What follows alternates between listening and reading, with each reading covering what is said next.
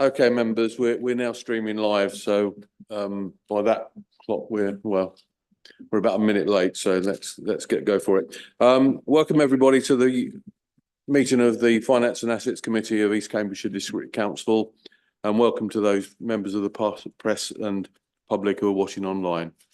If the live stream does go down, we will stop the meeting, pause the meeting, but hopefully that won't happen. If members remember the last meeting, we actually did it. People couldn't see what was happening, but they could hear us, so we carried on with that. But hopefully we won't be in that situation today. First item on the agenda is public question time. Jane, do we have any questions? No public questions today. Thank you. Okay, thank you.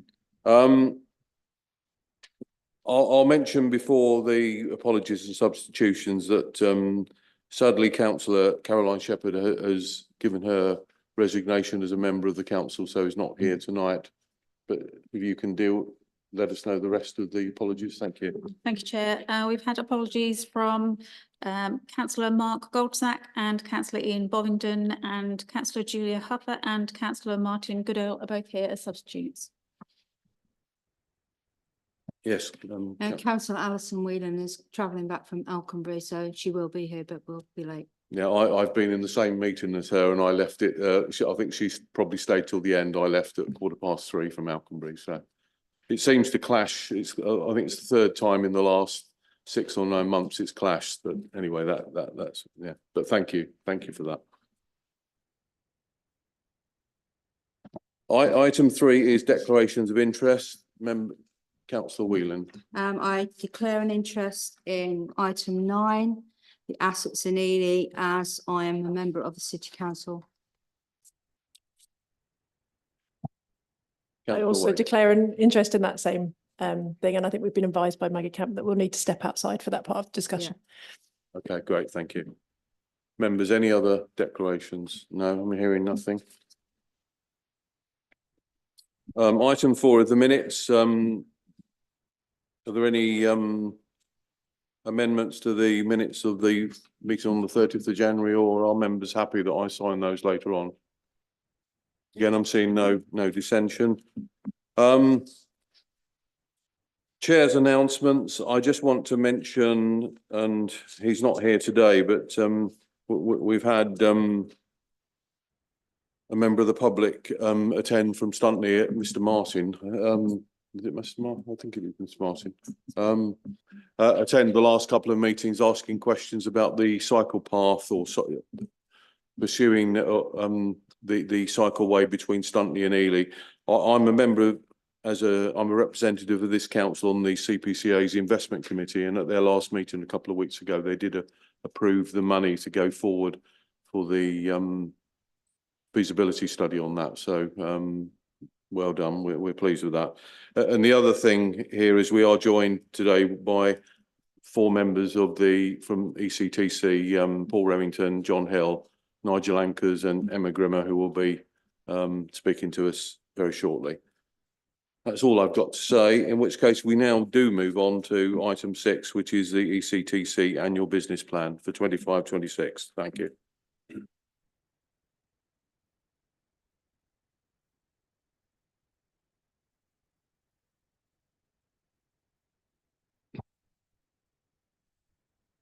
Right, thank you, Chair. Thank you, members.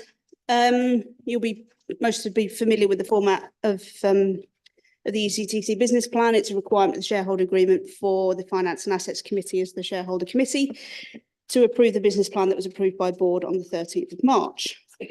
So I will use page numbers that are in your pack.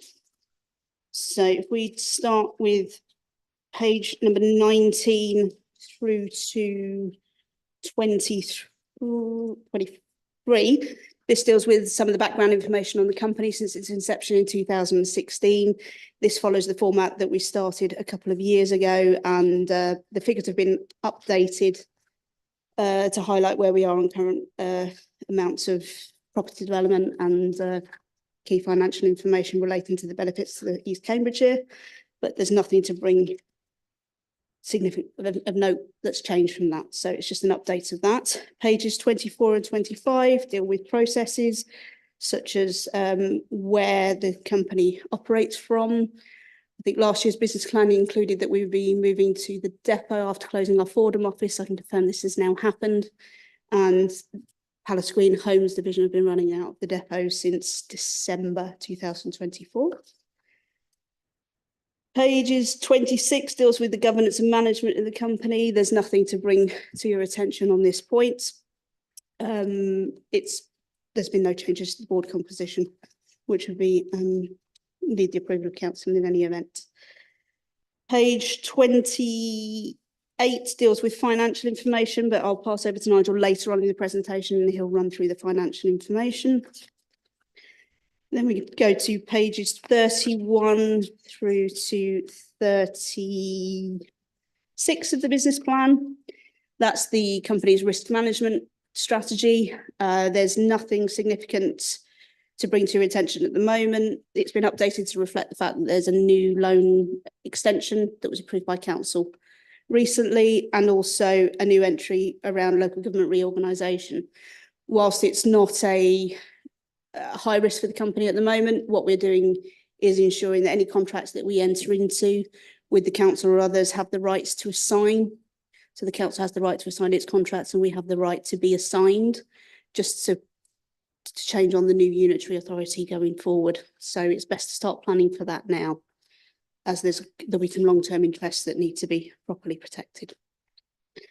So pages 37 through to 41 deal with commercial services, first being Ely Markets.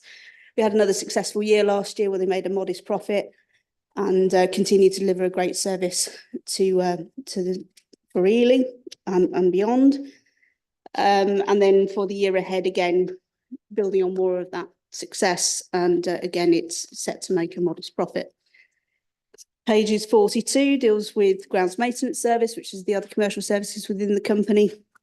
And last year was a successful year for the grounds maintenance services. They were able to secure a new contract with an academy, which saw the academy had 16 schools within it. 8 were already within our contract, and we won the entire contract for all 16. So that was a very positive outcome. We went through a competitive process to do that, and came out on top on that process, mostly because of customer relations and the way we work and operate. Then turning to the property, which is quite a large chunk of the business, obviously. So for the year ahead, what we'll be focused on is selling the final few units at Eden Square, which is the development that was the old Paradise site. We've also started the site at Arbour Square Phase 2, formerly known as the MOD Phase 2. They broke ground a couple of weeks ago, so we're on site there, ready to deliver 27 new units. For the year ahead, we'll be submitting a planning application for Phase 3 Arbour Square, and also we're working with Haddenham CLT on a new development. We had the first community event last week, and it was quite a positive event, well attended. So I think I'll hand over to Nigel now for the financials. Thanks, Emma. Good evening, members. So I'm going to just quickly talk through the financial information on page 28. So for the 25-26 year, we're forecasting revenue of about 6 million. As Emma mentioned, the new academy contract for parks will increase revenue by about 95k there. For property, we should have the last 4 homes at Eden Square will sell in 25-6. And then we'll also be able to recognise about 1.7 million of revenue on Phase 2. Looking at the cost base, corporate costs are broadly the same as they have been for a while. On commercial, we've got some additional staff to cover the new contract. Plus there are a couple of vacancies towards the end of last year that we need to fill as well. And then we've got the extra national insurance contributions that the company will have to pay, which will add about 23 grand to the bill. And I've also allowed an increase in fuel usage for the parks vehicles, partly an allowance for an additional price per litre as we go through the year, but also partly some of the schools under that new contract are a little bit more distant from where we have currently been. Property, the cost there, that's just reflective of the increase in the number of house sales. So that would leave us forecasting a profit of about 267,000 for the year. Looking at page 29, the financial benefits to the council that the company provide, the top half there, that's a little change from last year, to be honest. The bottom half, however, has moved up by about 460,000. £260,000 of that is in interest charges, 127 in additional support charges, and £76,000 in charges for accommodation. That's all for me. Thank you, Chair. Thank you, Nigel. Thank you, Emma, for the report. Members, any questions? Councillor Bailey. I'd just like to propose the. Okay, well, I was going to do that later. I'll But yeah, we'll speak to do it now. Yeah, but you'd like to propose it. I'm happy to second it from the chair. So I now move on to questions. Councillor Wade. I have two questions, if that's allowed. The first question was just, I was interested to know where you talk about the carbon footprint assessment of, sort of measurements on property. Does that, are you benchmarking and providing a kind of baseline information for the properties that you are both leasee and leaseor for, or are you leaving that as a responsibility of the tenant? To be honest, Sorry, I'm confused by your question. So where we're talking about, so you're talking about in the asset management that we are aiming to carbon footprint, Sorry, we're actually talking about the ECTC business plan right now, not the assets. on the trading Management company. item. Sorry, have I gone too far in the paperwork? I think you've gone too far ahead. Apologies, I'll save my question then. And therefore my question for the actual people sitting in front of me, apologies. I really liked the layout of your report, so thank you very much. Congratulations on winning new business from existing business, because I think that's an excellent testament. I really like the visuals that were included in it, people who are not particularly business minded, so thank you. I wanted to just look at the opening page of the business plan, so page 18, where we have a really nicely laid out sort of aims and vision statement basically for the company. And I just wondered about the language in the sort of central part that says we believe in improving the quality of life of the taxpayer of East Cambridgeshire, and we believed in the council objectives. Feels like relatively exclusionary language, and I was just interested to why that, because earlier you kind of talk about deliver services, local people, local businesses, etc. Is it something that drives the decision making within the business, that's something that you're looking at must benefit the taxpayers predominantly, etc., or is it more a proxy for saying actually we're trying to drive value for the taxpayers, which I think makes a lot of sense? It's the latter. It's about driving Okay. value for our shareholder. So we have to, our second duty is the interest of the shareholder. So that statement was, how do we discharge our duty to our shareholder? I think that's as far as I'll go with that. Thank you. So I would feel more comfortable, or that would be more clearly expressed in a slight change of that wording, because the way I read it, and I'm sure it's not the intention, is that the only quality of life that this company is trying to improve is of the taxpayer, which I don't think is what you're trying to say. So I think that's a matter for the shareholder. Thank you. Thank you. Okay, thank you, Councillor Wade. I've got Councillor Hunt. I don't know quite who this question is to, but whichever one wants to answer it, please do so. I'm obviously delighted that these 4 £100,000 homes at the old swimming pool site have been sold or been allocated, and I'm not surprised at all that there was considerable interest in these homes. What I'd like to know, if I may, is what would have been the open market price of those houses which were sold for 100,000, or is there anything that's exactly the same on that site?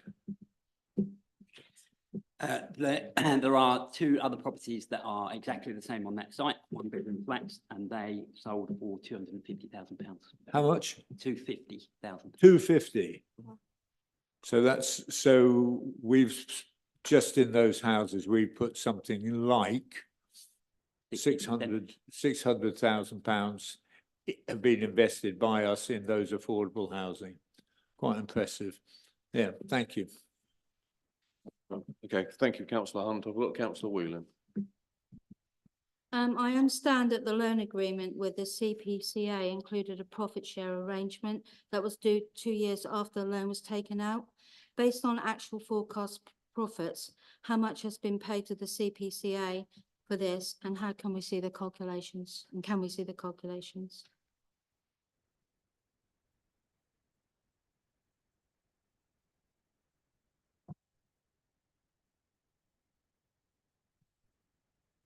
Can confirm in public session that the profit share was in the agreement. Is that the question? So the profit share, and I can understand why councillor Whelan's asking the question. The profit share in relation to the company and CPCA was included in the agreement. And as councillor Whelan knows and the rest of the committees, the loans with the CPCA have now been fully discharged with the appropriate interest paid. Thank you. Now, one more, please. Yeah, so judging on the increase in the stamp duty and the government to the intention of the government to build 1.5 million homes, why has that not been included as a risk?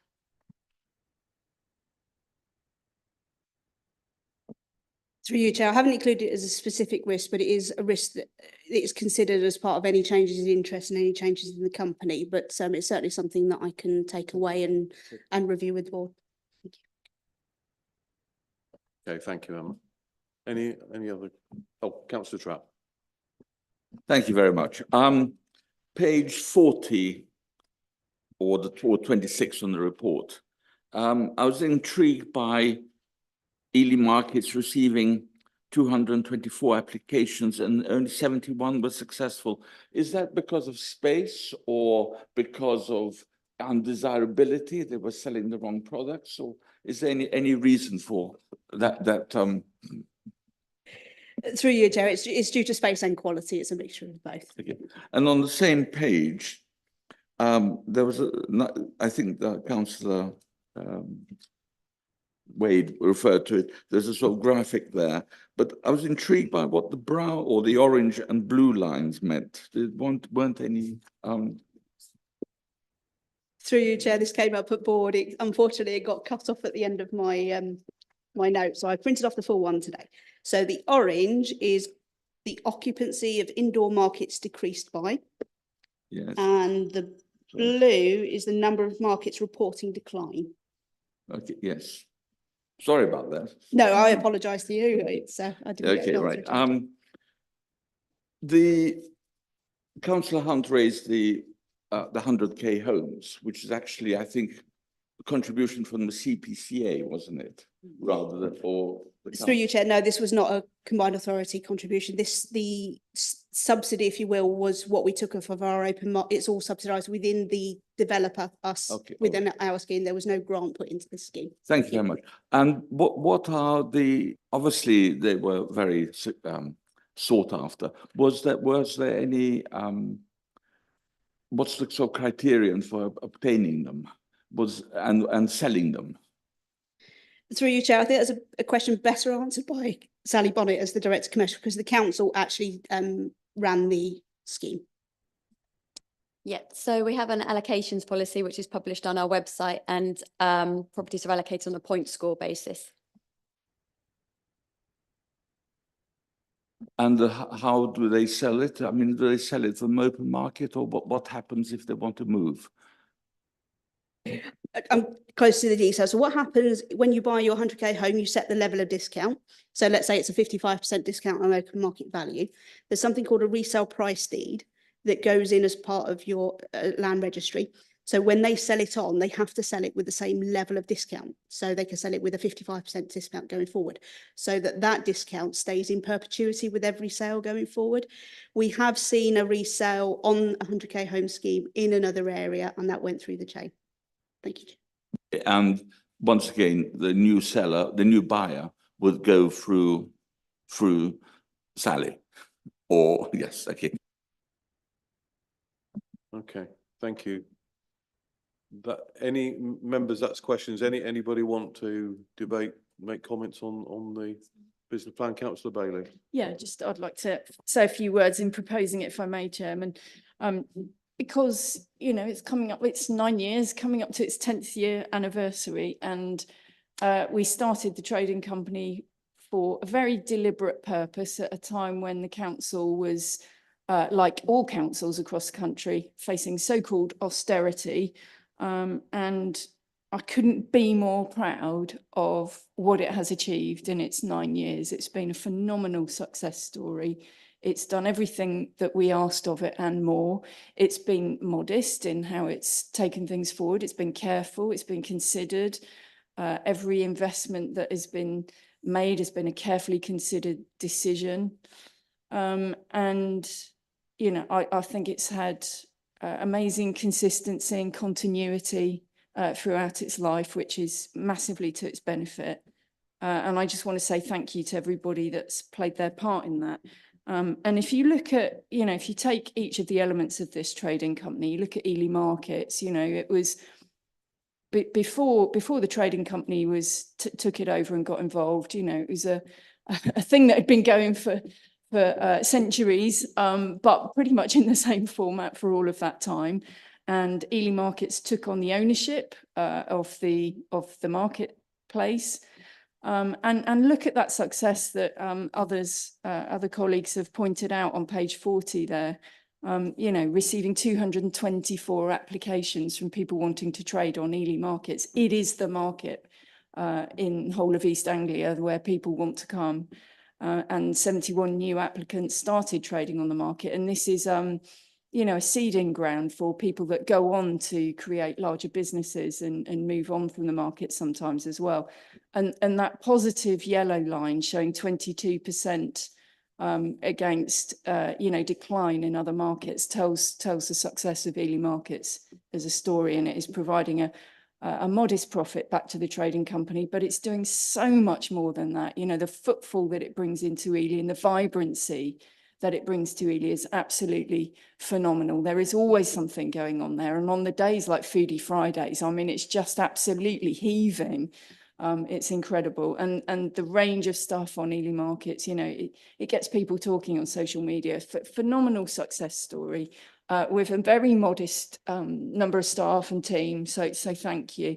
And the landing of the new contract by the Parks and Open Spaces team, again, fantastic testament to their services that they offer. You know, the fact that an existing customer wanted to expand and have their services in other premises.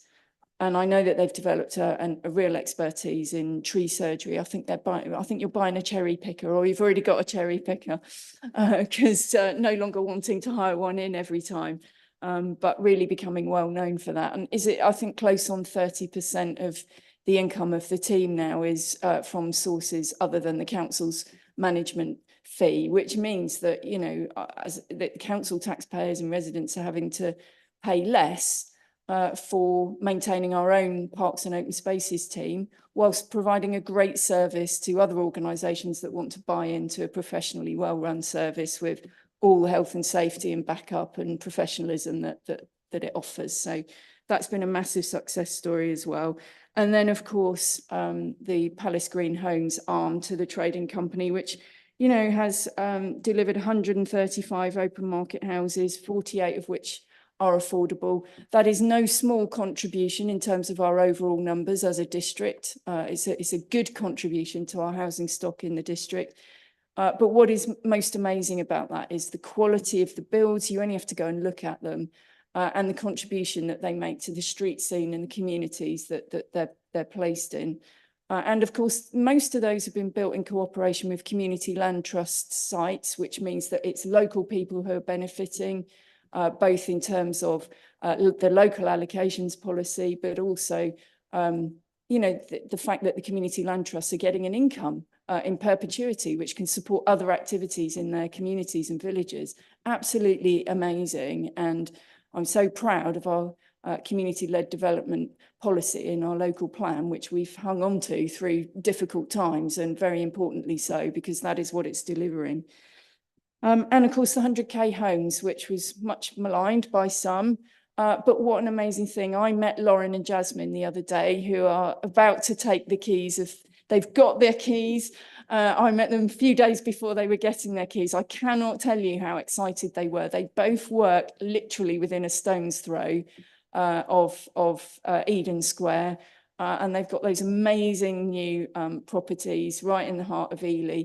And they both said to me how utterly impossible it would have been had this scheme not been available. So there they are, local girls, local young ladies, starting out in their first new home, right in the heart of the city where they grew up and where they work.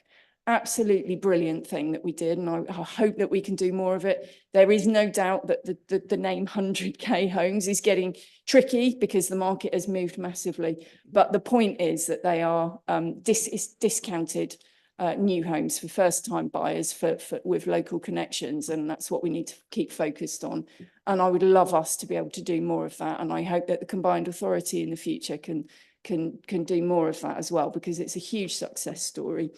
And of course, you know, all of this is to community benefit. We always said right from the start that we wanted it to behave commercially, but commercially for community benefit, and that was always the break and the hold that stopped it being out and out commercial. And we've always taken softer decisions so that we benefit the community, truly benefit the community. And every decision that's been taken, I can hand on heart say that has happened. And that is pretty unique, frankly. And it's something that the council, all of us, can be really, really proud of. And of course, then there's not least, you know, the £5.8 million of benefit that the trading company has provided in various different ways to the running of this council, which has helped. It's not the only reason, because we've got an amazing finance team, an amazing corporate management team, which has collectively delivered, you know, 12 years of council tax freezes while still providing great services. So I'm just hugely proud of everything that it's achieved. And I think it's incredibly important that we sell what the trading company is to the future unitary council, because I would hate for all of this local benefit to be lost. And I think it's incumbent on all of us to go singing and applauding what the trading company has achieved, because, you know, it's out there in all our communities in one way or another, delivering benefits for all of us. So I just want to say a huge thank you. And it's great to see the business plan, and, you know, we will be championing the trading company for many years to come, I hope. Thank you, Councillor Bailey. I've got Councillor Hunt.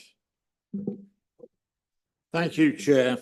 I think it's really refreshing to hear about the demand for stalls and how there's a queue for people who want it. And like many people in this room just recently, I've been actually knocking on people's doors and asking them what they think about the council.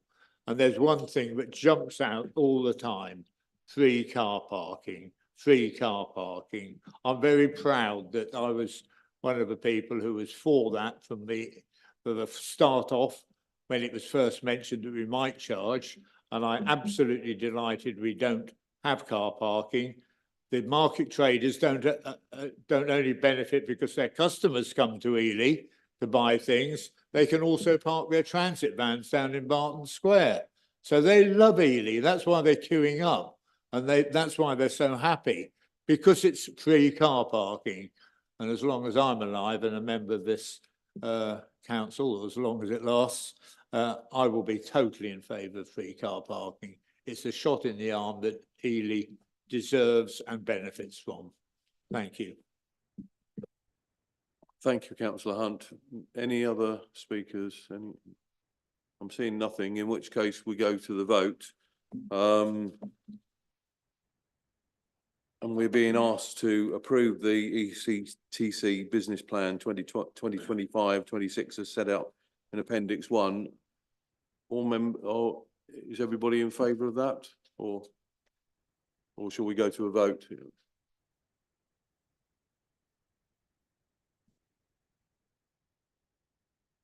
And those against? Those abstaining?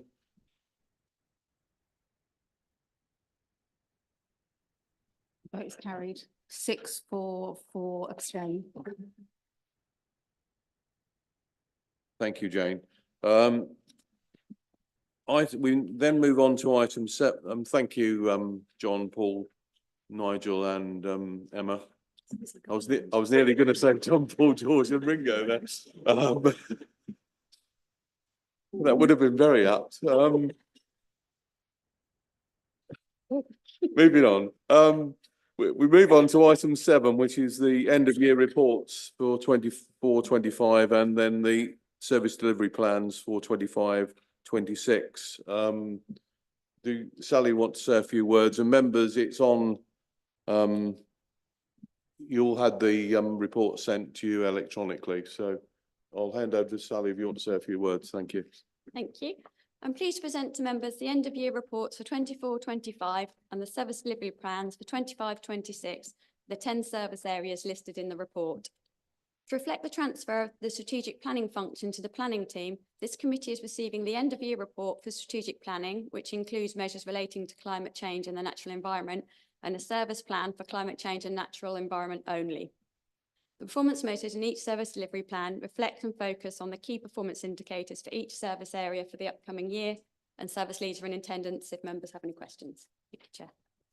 Thank you, Sally. Members, any questions?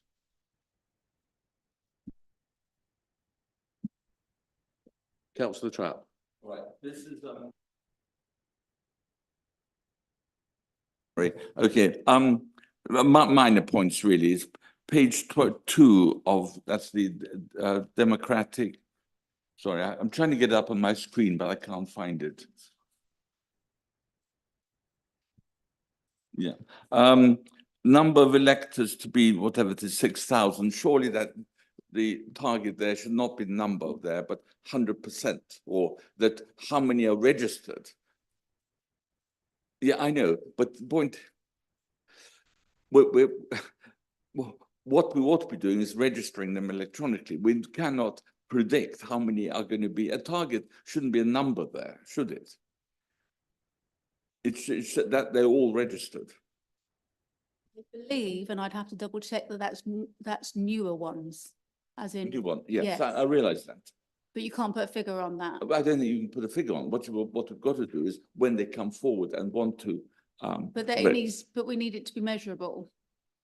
Well, you wanted to make sure that 100% are registered online.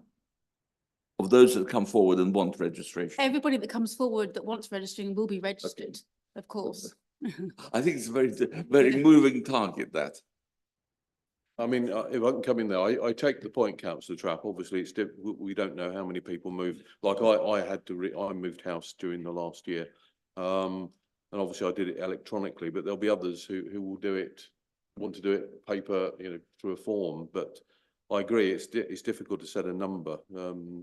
Maybe we'll look at that for next year in terms of how we can better define a target. I understand where you're coming from. Yeah. And is that you? There's another one on page 3 this is about council members getting paper, 25% getting. Is that 25% increase each year? So the first year, so you're just looking for a quarter of the members, i.e. 7, to be fully electronic. Is that right? But not increasing it from year to year. That's the running total as of now, or was. It's now since changed because it's gone down because the previous councillor was completely paperless and now isn't. Right, so okay. we lost that. It is something we're going to look at. I'm in the middle of doing that survey, but I'm going to wait until the election's finished because I realise that you're all busy. And I need you to be able to answer a survey so we know how best to help you changed. I would have thought that the target would be you convert another 10% each year. I would like to get you all electronically paperless. All right, but then the target is for 100% to be electronic. Yeah, ideally, yes. That's your target, really, not 25%. Yeah. Yeah, exactly. Thank you, Councillor Trapp. I've got Councillor Bailey, then Councillor Miller. I was only going to add on the point about electronic registrations to go on the electoral roll. I mean, I get the point Councillor Trapp's making. It might be better to so the performance measure is about how many people do it electronically rather than walking through the door or signing a piece of filling in a piece of paper basically. and it's about trying to get people to do it electronically instead. That's what the target's about. So it might be, you know, given that we don't actually control the numbers of people that need to go on the electoral roll, that's why a number is tricky. Maybe it's better as a percentage, but it's hard to know how much actual control and influence we have over this, really, isn't it? So it's a tricky one, but yeah, maybe a percentage, doing it as a percentage might be better. Councillor Miller. Yeah. Anna just made the very point I was going to make. I would just add then, it's not something that you, as Councillor Bailey says, it is not something that we can influence significantly, other than to make sure that we make it easy for people to register online. And it is, it would be nice to know why those who don't, but I don't suppose we can actually find that out. That wouldn't be realistic, would it? In which case it is a target, and if it's met, it's met. If it's not, well, there's nothing that can be done about it. I think it's a difficult one. Obviously, we want, from ease of administration and cost, more people who do things online, the better. It's like I'm looking here at the service delivery reports, which are 100. In previous years, we would have printed that out, and there's 118 pages there, which doesn't seem to be a very cost-effective way, or good for the planet, so to speak, to print all of that out. Can I just add, I think it's more a case of getting more people on the registered anyway, not necessarily electronically, but just registered in that sense. And the reason the figure is so high is because of obviously what happened last year with the election and everything. That's why the figure is so high, but it's just trying to get everybody that's not actually registered. It's not necessarily the means that they're going about it. So maybe that's worded wrongly, in the sense that it's not between electronically and written. It's the fact that they're actually being registered. Right. Okay. In You that get what I'm case, saying? right. I see. Yeah. Or separate them out into two separate figures. Thank you. Welcome, Councillor Alison Whelan. Hope you had a safe journey across from Alconbury. Members, any other questions? We seem at the moment, just to touch, we've touched on democratic services. Are there any other areas that we wish to ask questions on? I'm seeing nothing, in which case, in fact, the ones I had a very similar bit have been answered, in which case we're being asked to note the reports. Chair, are we sorry. going to just make some comments? Yeah, of course. Yeah, sorry. Yeah, sorry. I didn't know if you've moved on from questions. Okay, yeah. Really, I just wanted to say, I mean, there's a huge amount in here which I've studied carefully. So I didn't want members of staff thinking that, you know, we're not looking at these and not scrutinising them, not grateful for them.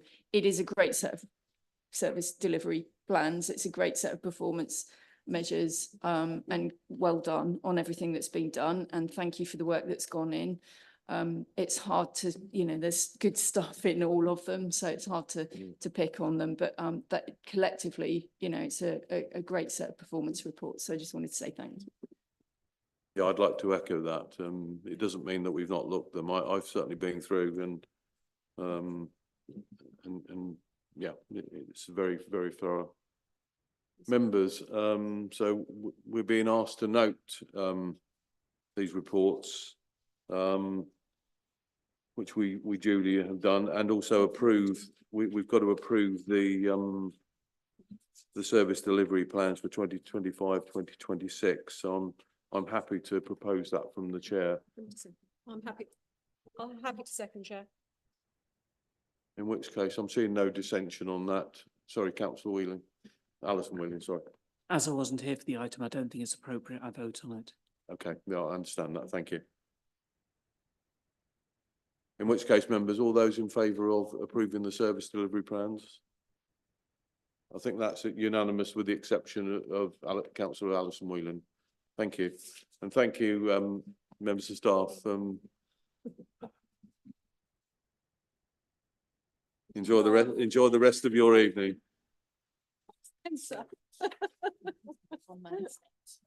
You stay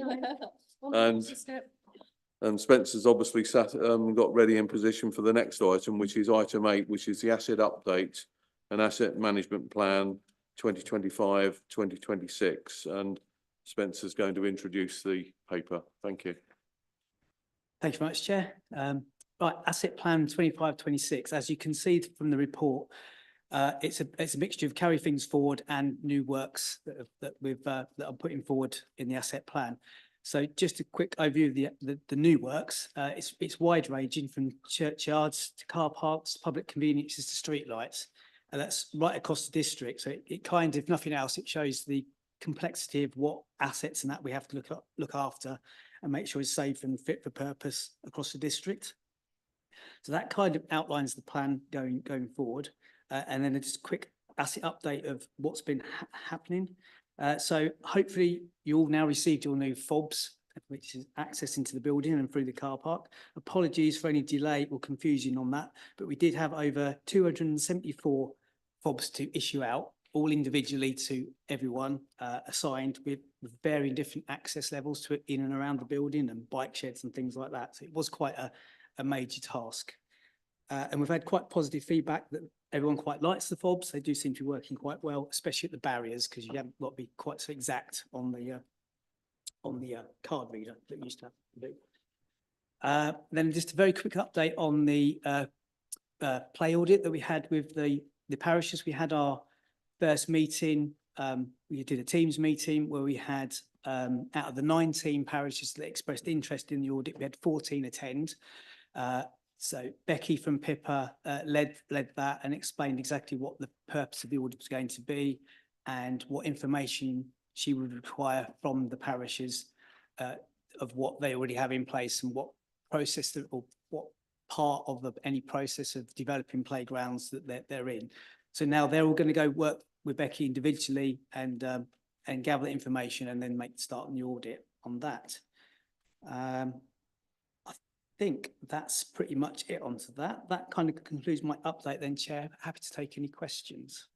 Okay, thank you, Spencer. Members, any questions? Councillor Trapp. Just a small point to note, it's very good that you're trying to save paper by eliding a few words together. Page 57, for example, asbestos seems to be coalesced with. Apologies. Right.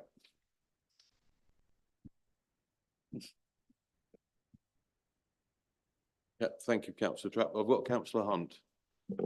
Yes, I'd just like to ask Spencer if he's got a double, because whether I'm in Wickham, Soham, Wilburton, or where I am, these people say, "Oh yes, Spencer came over yesterday. He sorted us out." And I think, how the hell can he be doing? He must have one of his AI things. Or, I don't know, but all I know is I hear you've been everywhere, and it's all complimentary. So thank you. Do you have a double? If only. You might not want Councillor Wade. Am I in the right bit now to ask about carbon footprints? Depends what you're going to ask. Could be anything. So it was just about the environmental performance. So as we talk about, being keen to improve the environmental performance of the buildings, and I just wondered what the scope of that is. Is that all the buildings that we own, including those that are leased by others, or is it the ones that we? What's the scope? Yeah, I think the scope's across the board really. We also like to work with any of our tenants and that as well, because they might have their own improvements that we can think of that we haven't even thought of. So we like to work across the board. And do we have, are we baselining where they all are to note any improvements that are made, or is it just? It's a bit more ad hoc than that, but that's kind of how I work. Okay, thanks. Councillor Goodall. Thank you, Chair. Just looking forward, with the new unitary council that's coming out, are we looking at our assets going to the unitary, or can they go to parish and town councils? From my point of view, it's business as usual at the moment, so I don't think I'm in the right place to answer that question. Yeah, I don't think it's one for Spencer to to answer. I mean, I'm seeing no other hands. I've got one question on the PIPA audits. Have we got any timescale on that in terms of when a report will come back to us? Yeah, it's next week. I'm going to catch up with Becky from Pippa, and we're going to see how quickly we've got the information in. It's the right information, and then she can give me a timescale from what she's already got back. Okay, thank you for that. So that's questions. Any comments? Councillor Just a comment, just despite my rather facetious remark earlier, I also, like Councillor Hunt, have received very positive reports on your presence. So sometimes you are not in Haddenham and Wilburton and things. You are sometimes in the south of the district. Thank you very much. Sounds like his double gets around all over the district. Yeah. Any other comments, members? In which case we go to we've got three items.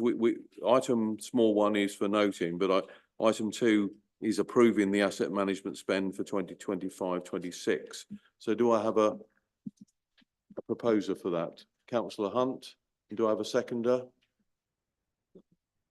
Okay, Councillor Huffer, thank you. So I'll take them all together unless members want to separately. So those are in favour of approving the asset management spend for 2025-26. That's unanimous. Thank you very much. Okay, thank you, Spencer. And I think you're on to For number 9? No. No, you're joined by Emma for item number 9 is assets in. Yeah. Yeah.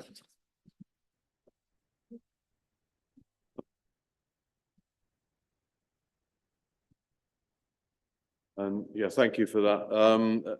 As was mentioned in their declarations of interest, Councillor Wade and Councillor Christine Whelan are members of City of Ely Council, and hence, because this involves City of Ely Council, they will not take part in this debate.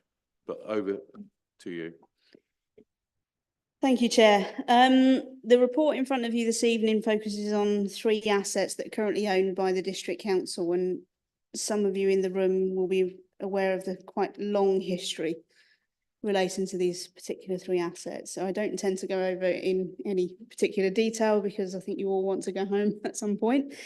And it's based off of requests that have been received to me over the last few years from City of Ely Council, which culminates in what I'm proposing to you here this evening. So Maltings Cottage, if we start there, that's this committee and the previous, the Assets Committee, and then the committee that was before that had considered Maltings Cottage in great detail and what to do with the assets following various requests from City of Ely Council. I think we're now in a position to put this proposal to you,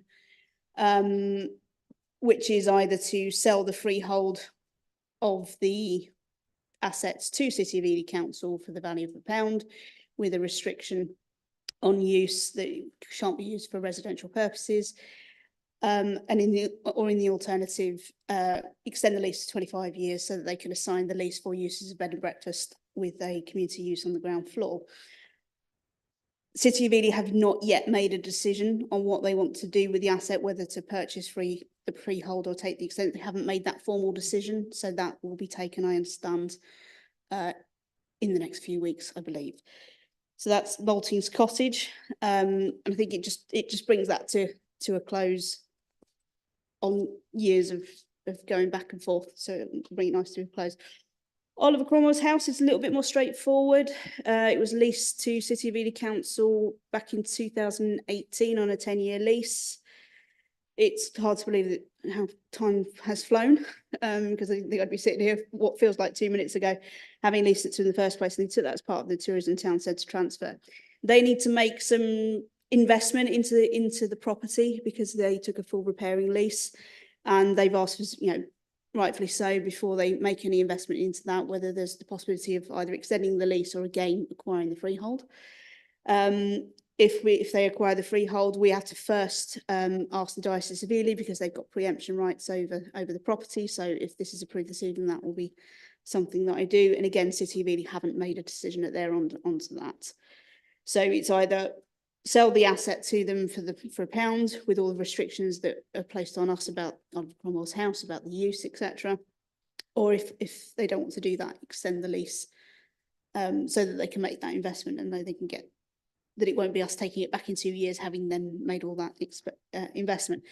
The maltings, that was slightly different. We hadn't been discussing the transfer of the freehold of the maltings. It's something that came up in recent discussions, particularly in light of local government reorganisation and unitary authorities. And they asked us if we'd be prepared to sell the freehold of the maltings to them, again, for the value of £1, and again, with restrictions, etc.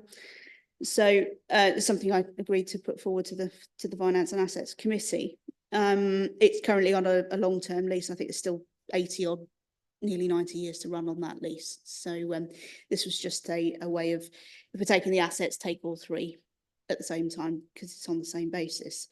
So the reason I'm asking you to consider, and I'm asking for you to consider the freehold transfer first, down and then cascade it through in case City of Ely Council don't want to take the freehold or take a decision not to take the freehold, but would still like the leasehold option. I don't want to have to come back to committee later on to then get that authority. So I'm trying to tie it up now because it has been a very long time since I started discussions with them on Maltings Cottage. I'd like to bring them to a close. City of Ely would like to bring them to a close so that it was more expedient to come to you tonight with the cascade model. So that's really all I had to say on that, Chair, but I'm happy to take any questions. Thank you, Emma. Members, any questions? Councillor Akinwale. Thank you, Chair. And can you clarify the reason why you've put a sale price of £1? You have to have a value. So you can't give assets for free. And because it's a public to public transfer and they're already on leases and it's another public body, and for the uses they intend to use it for, £1 is a sense, a community value to sell it at. Thank you. Councillor Alison Whelan. Yes, that point about the consideration is something that actually concerns me somewhat.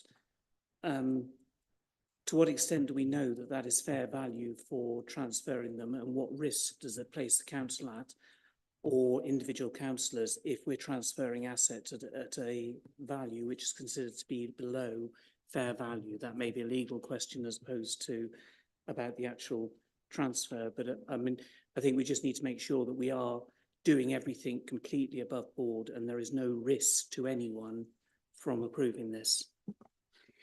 Through you, Chair. Definitely probably more a legal question, but fair value, there's different ways to assess fair value. And when you're considering public to public transfers and the public benefit of doing so, particularly with these buildings in their current condition, I was satisfied, and discussion with colleagues, and we can take further discussions as well just to button that up to raise your point, but we were satisfied that that was met because it's public to public, they're on long-term leases and the reasons for doing so. So fair value isn't it's a balancing test. Thank you. Through you, Chair, absolutely agree that it is a difficult thing to achieve, which is the reason why I was asking the question to make sure that we have tied everything down, because I'd hate to put anyone at risk. Okay. Any other? Oh, Councillor Trapp. Sorry. Apparently Councillor Hunt was first. So, yeah. Sorry, I didn't. Thank you, Chair. I don't know whether to speak now or as the proposer wait. No, we're still on questions. I haven't got any. Councillor Trapp. Thank you very much. It's been touched upon by Councillor Whelan, Alison Whelan. It's about the repairing. I mean, what state are these places in? I mean, are they falling down? I mean, it's a full repair lease as well. So are they liable for a lot of repairs? I mean, are they and notice they're by the river. Are they sort of sinking or? Through you, Chair, they're not quite buildings falling down repairs, but they do need some investment. And City of Ely Council have always been aware of the level of investment that needs to be made to these buildings. Maltings Cottage has deteriorated further than we would like to have seen. And that is in part because they didn't start to use the building for its intended purpose when they got it. So over time, an empty property that was already in need of some TLC, not getting any, and it just deteriorated over time. With Oliver Cromwell's house, it was a matter of something that I need to, sorry, I'm going to defer to Spencer actually, because it's a bit. Yeah, Oliver Cromwell House has had repairs done. Well, it's an old house, it's a timber building, so there's always ongoing maintenance and repair work with it. And there's the city council's fully aware that there's got some issues with the timbers on the front of the property. And that's another reason really why they'd like to take ownership of it as well.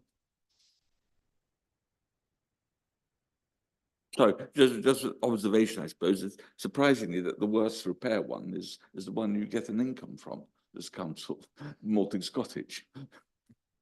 Through you, Chair, I think the level of repairs weren't required at the time of the transfer. It wouldn't have needed the level of repair it needs now had it have been used from when it was transferred. So, but full condition surveys were done on both properties before they were handed over.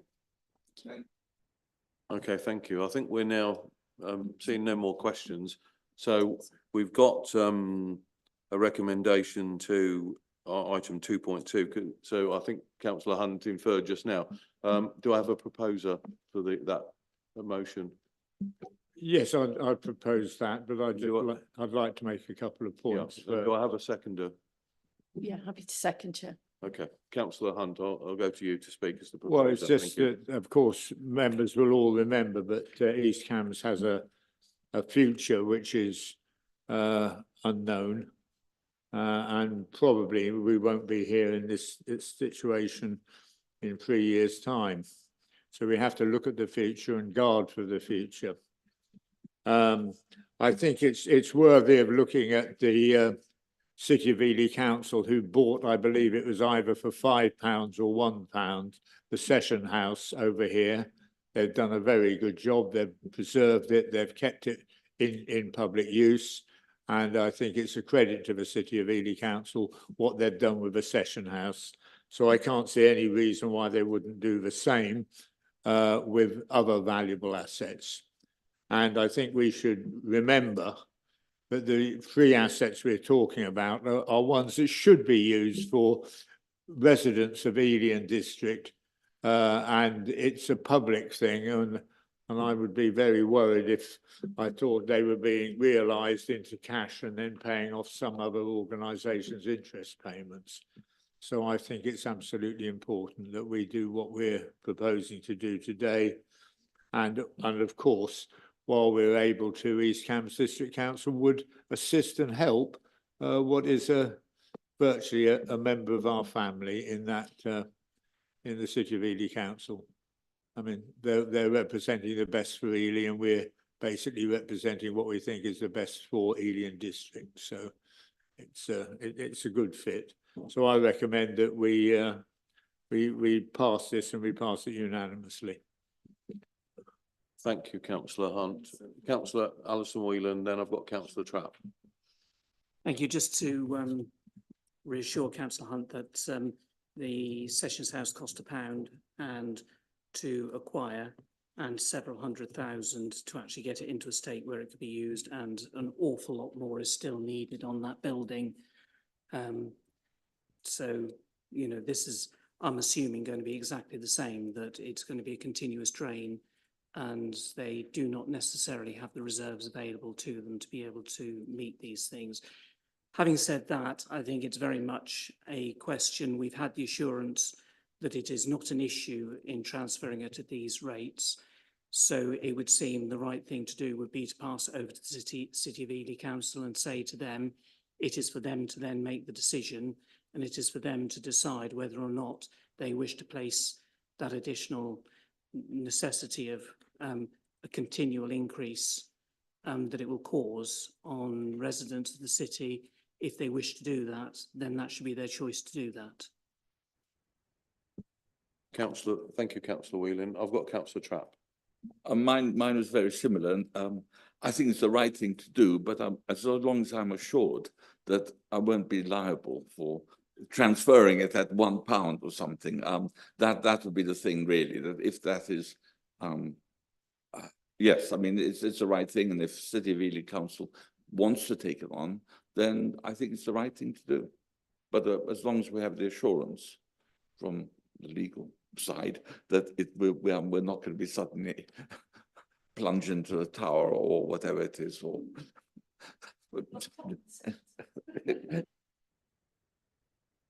Yes, thank you for that, councillor Trapp.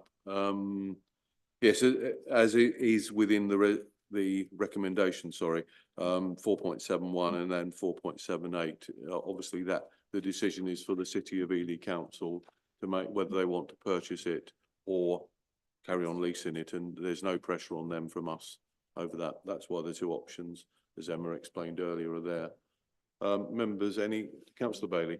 Yeah, thank you. I think it's worth just reminding ourselves that these buildings are on full repairing lease already, so they are already responsible for these assets. But obviously, having a longer lease for the freehold, does give them additional options. And certainly in the case of the Maltings Cottage, they have my understanding is that they have a tenant in mind who is willing and wanting to make investment, but needs to, be able to do that for the long term, because obviously they've got to, realise it as an asset.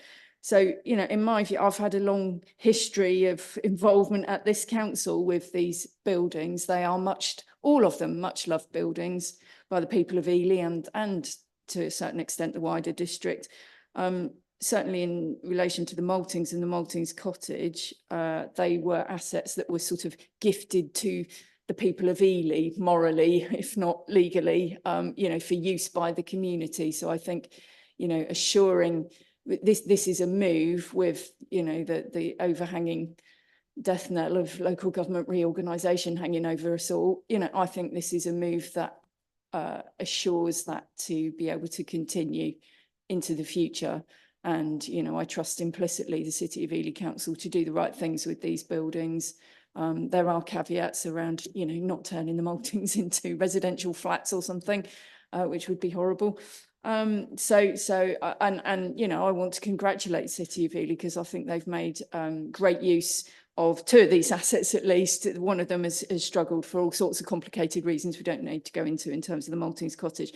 But I know that the Maltings, I remember very, very well, the new roof going on at the Maltings, which was a very considerable expense, and was done with all the same decorative work on the sort of steep pitched area that existed at the time. So it was done very beautifully. So they did take it on with a new roof, which is one of the major costs that you might be facing. So I think this is the right thing to do with local government reorganisation hanging over us all, is to put these assets firmly into the hands of people who have, the interests of Ely absolutely at their heart. And I wish them well in their endeavours with them. And they've been doing a great job already with, the tourism offer and all the rest of it. So I think they're going into good hands, whether that is on longer leases or via the freehold, and I wish them well with that. Thank you, councillor Bailey. Any other comments? In which case we'll go to the vote, and members are being requested. Oh, sorry, if you want to come back, yes, by all means. I remember seeing thank you, Chair, I remember seeing the World Cup Rugby Cup in the on display in the Maltings.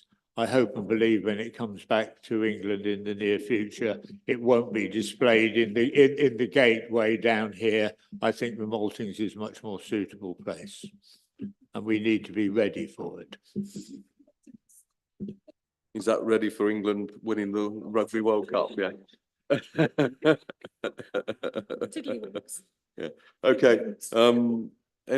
I'm seeing no others, so we will now go to the vote, and members are being requested to approve the transfers, or where relevant, extend the leases of the Maltings Cottage and Oliver Cromwell House, Ely, to the City of Ely Council, as set out in 4.71 to 4.78 of this report, and to delegate authority to the Director Legal to complete the relevant legal documentation to implement that transfers or the extending of the lease. Members, all those in favour? That is unanimous. Thank you, members. And thank you, Emma and Spencer. Your double can go home now, can he, Spencer? Yeah. You and Jordan. Okay, thank you for that. Oh, let's make sure Councillor Wade and Councillor Christine Wheeling come back. We'll just pause for a few seconds.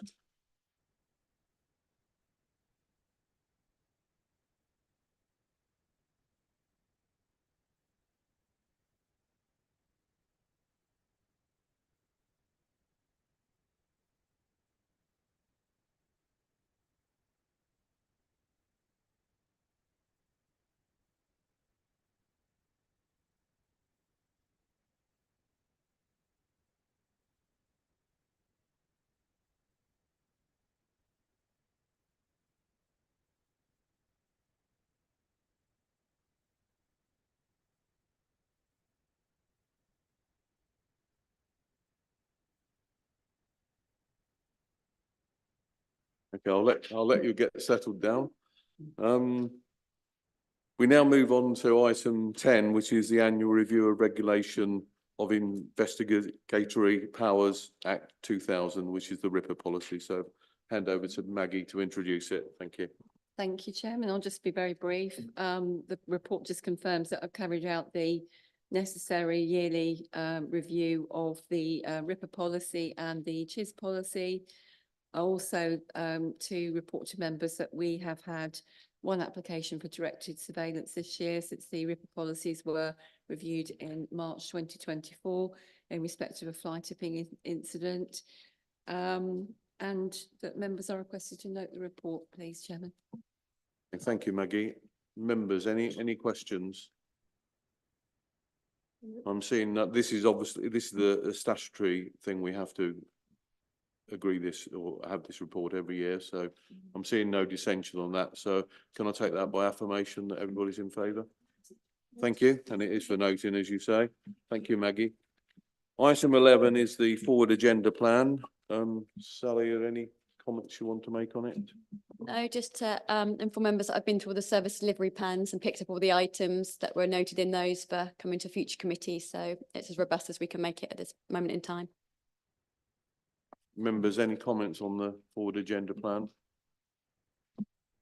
No, in which case that brings us to the end of the, or possibly the end of the public session. So I'm happy to do I have a proposer and a seconder to exclude members of the public from the. Happy to propose, Chair. Thank you, Councillor Huffer and Councillor Goodall. And therefore,